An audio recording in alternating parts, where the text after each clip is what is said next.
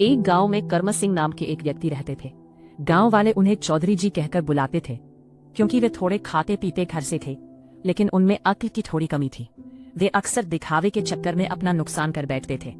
उनके घर में उनकी बहू सुनीता बहुत ही सुलझी हुई और बुद्धिमानी महिला थी। एक दिन चौधरी जी शहर से लौट रहे थे। रास्ते में उन्हें एक ठग मिला, जिसने उन्हें एक पीतल की चमकती हुई अंगूठी ये कहकर बेच दी कि यह जादुई सोना है और रात को अंधेरे में चमकता है।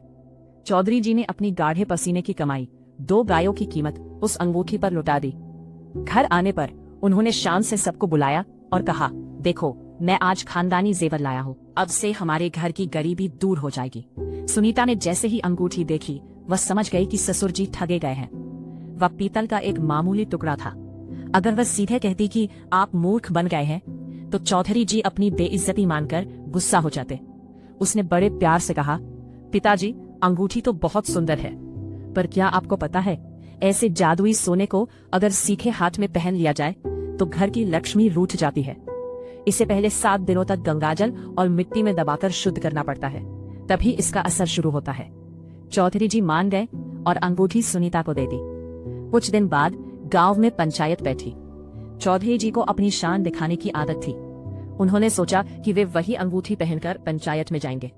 उन्होंने बहू से अंगूठी मांगी।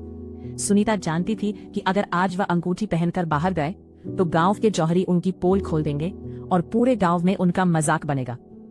उसने तुरंत एक योजना बनाई। उसने ससुर जी के कमरे में जाकर एक पुरानी संदूक के पास जोर जोर से चिल्लाना शुरू किया, सांप देखो, कितना बड़ा सांप संदूक में घुस गया। चौधरी जी डरे हुए कमरे में भागे। सुनीता ने कहा, पिताजी वो जादुई अंगूठी उसी संदूक के पास रखी थी, शायद सांप उसे ही निगल गया है। अब उसे छूना खतरे से खाली नहीं। चौधरी जी की जान सूख गई। उन्होंने कहा, अरे छोड़ो उस अंगूठी को, जान बची तो लाखों पाए। इस तरह सुनीता ने झूठ बोलकर उनके पैसे तो नहीं बचाए, पर उनकी इज्जत बचा ली। कुछ महीनों बाद जब चौधरी जी को अपनी गलती का एहसास हुआ, तो सुनीता ने धीरे से उन्हें समझाया कि मेहनत की कमाई दिखावे में नहीं गंवानी चाहिए। चौधरी जी को समझ आ गया कि घर असल में उनकी समझदार बहू की वजह से ही टिका हुआ है।